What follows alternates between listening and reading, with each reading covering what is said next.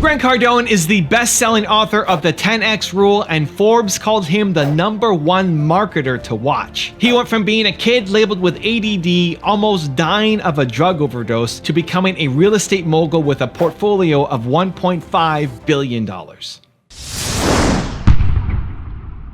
Need motivation? Watch a top 10 with Believe Nation. Top 10, I got a top 10. Got my motivation high for my top 10. Gotta learn from the wise women and men. All my life, like 9 and 9. For my top 10, top 10, 9 and 9. This one's for my top 10. Hey, it's Evan Carmichael, and I make these videos because you are probably the most ambitious person in your circle, but you know you're capable of more. And you get that push by surrounding yourself with the best. So today, let's learn from one of the best, Grant Cardone, and my take on his top 10 rules for success. Enjoy. Okay, let's kick it off with rule number 1. Keep working on yourself. People got to keep working on themselves. Yeah. Trying new things. You got to give something up. Like, I'm always giving stuff up. My life changed when I gave stuff up. When I was 25 and I gave drugs up, I'm like, okay, I'm done. And then you give up your friends. Right. Because when you start changing, they're gonna go. People don't like it. They're gonna go, or you're gonna come back. Mm-hmm. And if you're not, I truly believe that if you're not changing your friends, you're not changing. Your friends should be, they should be like. Every few years, a cycle. Yeah. Or they should be changing, growing with you. They're not gonna grow with you. Really? Well, I hope They'll grow later. I hope I'm friends with you in 10 years. Yeah, but well, we will be. Yeah. We will be, you know, but like I know, I dated this girl. Her friends were her childhood friends. She never changed. Yeah, it's tough. None of them changed. The whole group never changed. Like, for me to change, I can't think if me and you are best friends that me and you are we're gonna change at the same time. Mm-hmm. We have different reasons to change throughout life, right? Right. And Elena and I, we'll have different times when we want to change. My kids are going to change and they're going to leave. 100% they're going to leave. Right. They're like, I don't want to do this anymore. Right. And they're going to go from flying private back to flying commercial. Until they coach. Until they figure out how to fly private, if they even want to do that. Yeah. But I've always said, I've changed so many times. I've moved. I've been 5 or 6 different cities. That's been great for me. Every move has been better for me. Uh-huh. I've changed friends. I've had lifelong friends that I know them, but you're not hanging out every day. No, I moved on. Rule number 2, believe. When I was a kid, Glenn, I was like, I knew I was going to do something great and had zero reason to believe that. Right. Like, it was a total fantasy, or maybe not. I think everybody has that. I would imagine that every kid has this idea that they're meant for greatness. I know I did. I always thought I was going to be something great. I remember my twin brother. He'd be in the mirror, man. He's like 8 years old. We're 8 years old. He's singing in the mirror like he's a rock star. Right. I had to listen to that all the time. And then I start thinking, man, if he's going to be a rock star, he's going to go on and be a big rock star. And I can't, because that wasn't my deal. Mm-hmm. I said, what am I going to be? And then I thought, I'm going to be a baseball player. I actually believed I was going to be a baseball player. Right. Dude, I wasn't fast enough. I wasn't strong enough. I didn't have the arm. I mean, I had no talent. I didn't have the work ethic. I didn't have somebody pushing me. So I've just always underestimated what I could do. I think everybody does. That's why this 10X thing, that's why I keep telling people, man, you're thinking too small. When I talk to people about real estate, don't do 2 units. Got to start somewhere. No, you don't have to start with 2 units. You could actually start with 32. Right. And by the way, it's going to be a lot easier to make money on 32 than it is 2. Sure. If you can just believe that you can. And right now is a time where people are going to have to start believing they can do something else, because we're going to move into a period of time now where there's going to be massive transition, enforced transition on everyone. Rule number 3, take risks. What's your attitude to fear and risk? You got to take risks. The best way to stay out of harm's way is to be the most dangerous person in the room. Right. I like that. You know? Yeah. Like, yeah. Do you ever, though, sometimes think, man, I'm taking too big a risk here? Every deal I do. Yeah. Every deal I do. Does it make you feel alive? No, I know I'm alive. I just, you know, like when you take on an arena and you're like, I'm going to book, there's 5,000 people here. Okay. My gig had 7 times that many people, 35,000 people. Yeah. I mean, I sold out an arena as big as Jay-Z and Beyonce would sell out. The difference is I had them there for 3 days. They have them there for 2 hours.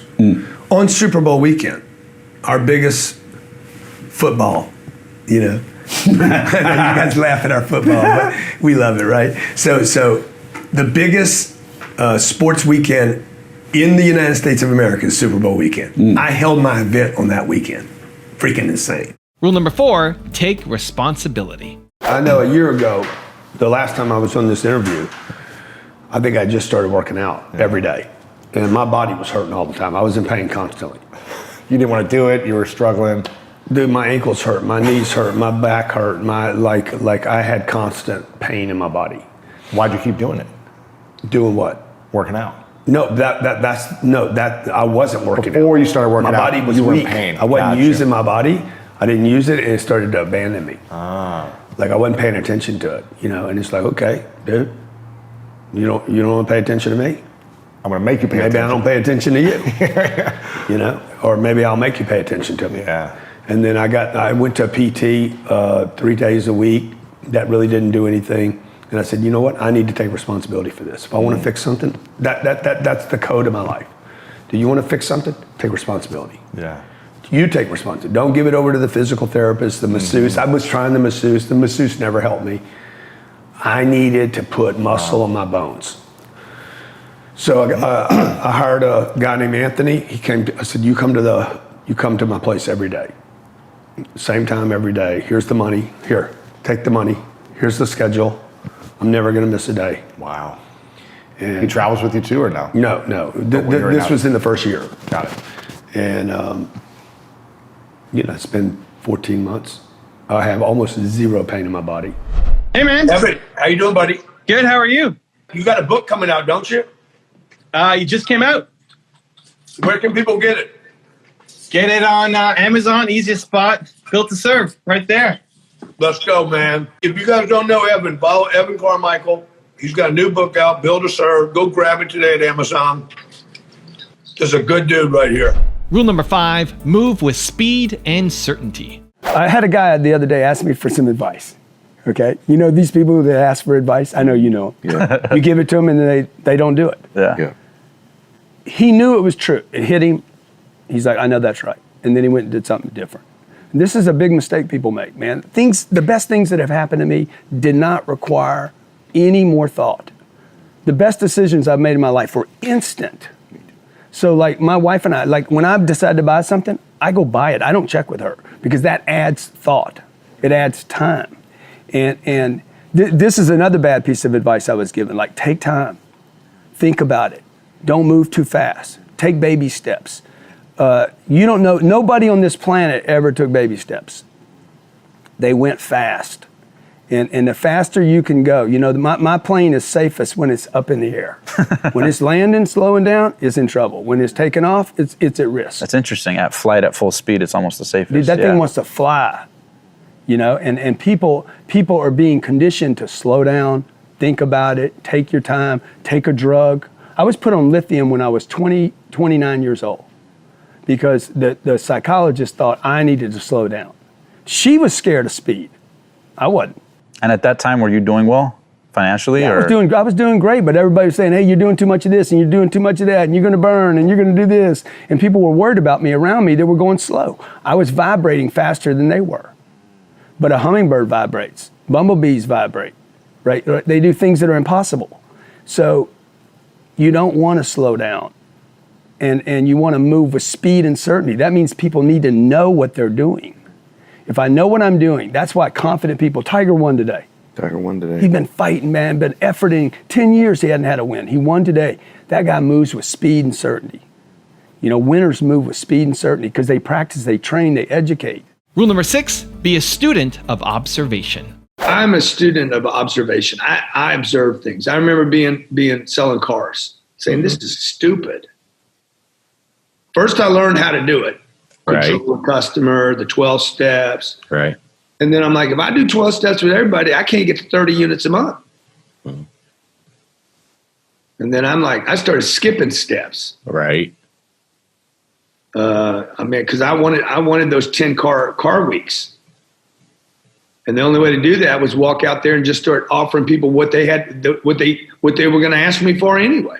Right. Can I get you a price, a payment, a down payment, a monthly payment? Can I get you everything you need? Right.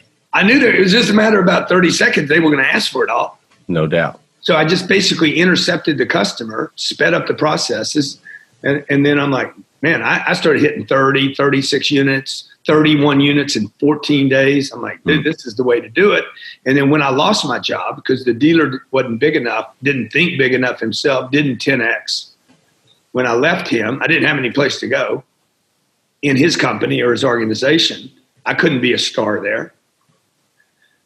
I went out and started teaching that. Rule number 7, set correct goals. What would you say is the best advice that you could give other people from what you learned about making their first $1 million? So say somebody's making 6 figures, scaling up, and that's Just the goal. do the math.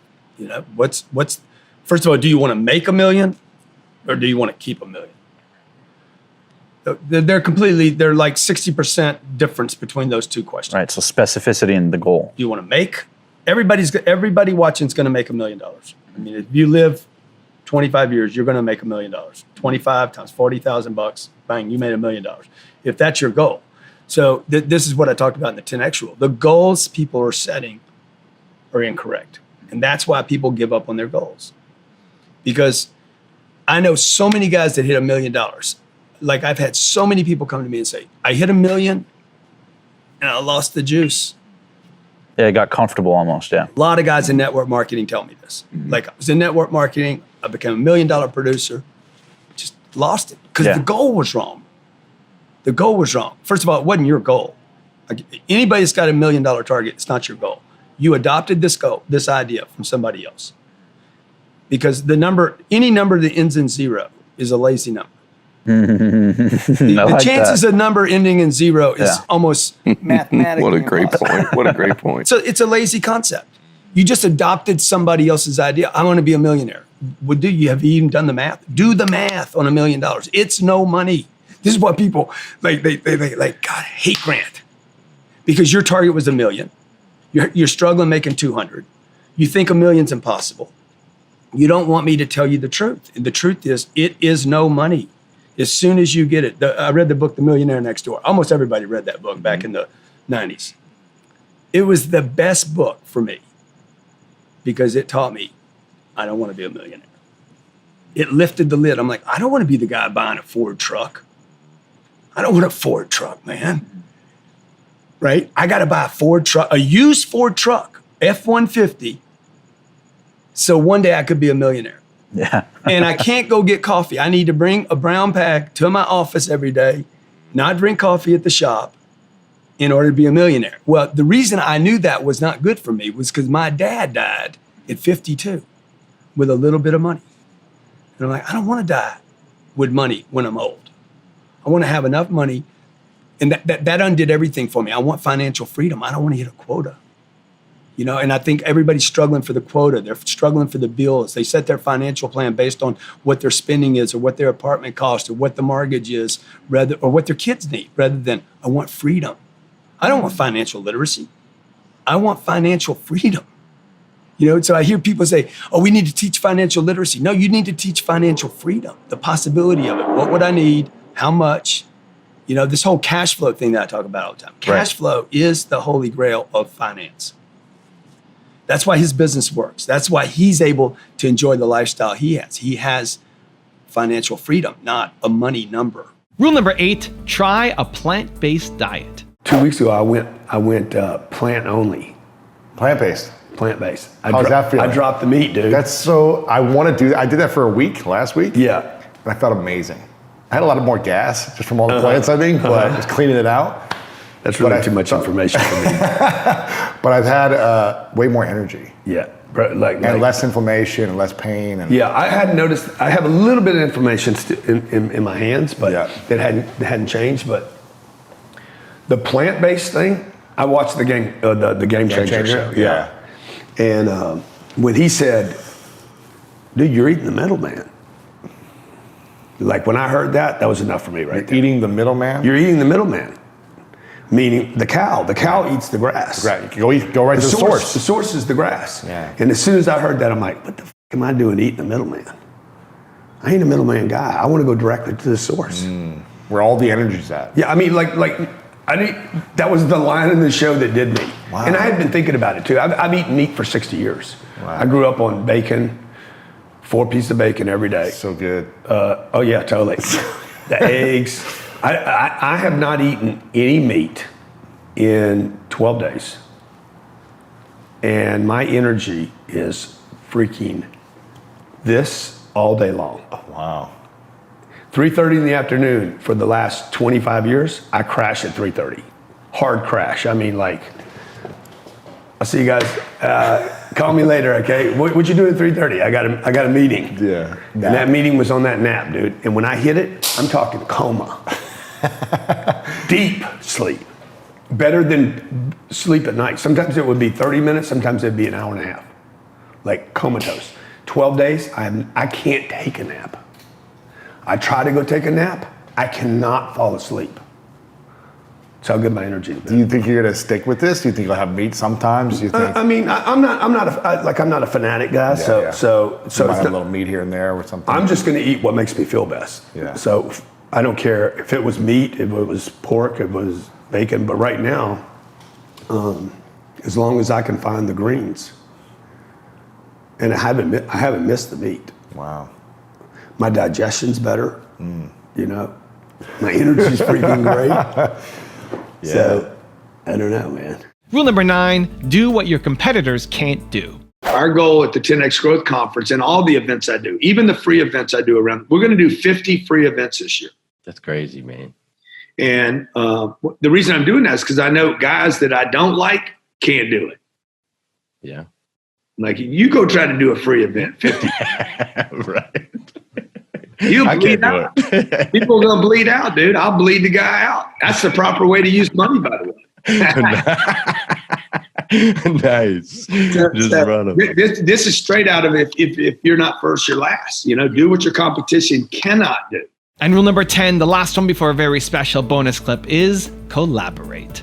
The fastest way to grow a business is to collaborate with other people. Is to find these ferries that are going back and forth. B-roll, okay. The ferries, dude, I mean, I could build a boat or I could just go get on one of those. Exactly. Right? And what we're doing today is we are drafting or just collaborating with. Yeah. Cardone Capital, I don't go build apartments. No. I buy apartments that are already built. That way I can scale faster. If I was trying to do the building thing, now construction, teams, right? Now, along the way, I'm adjusting as I go. Of course. But I need to get in the water and start swimming in some direction. I think too many people are trying to figure out where they're going. Yeah. And by the time you figure it out, somebody's already there. Now I've got a really special bonus clip that I think you're gonna enjoy, but before that, it's time for the question of the day. I wanna know, what was your single biggest takeaway from this video? And write down in the comments below when you're going to take action on that takeaway this week. When you schedule in what day, what time, and what place you're gonna take action, you have a 91% chance of actually following through, compared to just 35% if you just got motivated but never created a plan. And when you share your plan and have accountability, you give yourself an even higher chance of following through. So in the comments below, write down your single biggest takeaway as well as your specific plan of action, because I want to celebrate with you. I've been told by numerous people I'm going to burn out. I've been told that since I was 26 years old. You're going to burn out. And here I am, 34 years later, I hadn't burned out. I have more energy today than I had when I was 26. I'm not a candle. I'm a spiritual being. A spiritual being in their perfect condition would not be interested in a balance. It would be unnecessary. So, Like nature, it's in a state of flow almost. the spirit itself would be able to move into any space at any time without any gimmicks, without any preparation, and be able to assist in the next emergency. You know, I see first responders, these heroes that jump into situations that they didn't know there was going to be a fire. They didn't know there was going to be a 9/11. They didn't know that a kid was going to be trapped in a car. They move into an event to save a situation.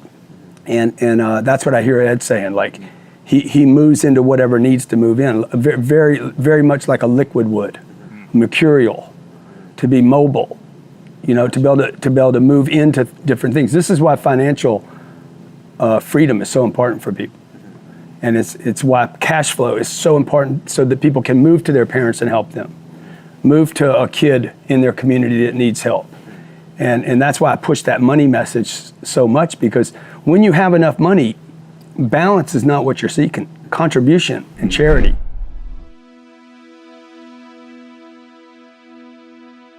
To change your life for free in the next 30 days, check the link below me. Or if you want 10 more awesome rules from Grant Cardone, click on the video right there next to me.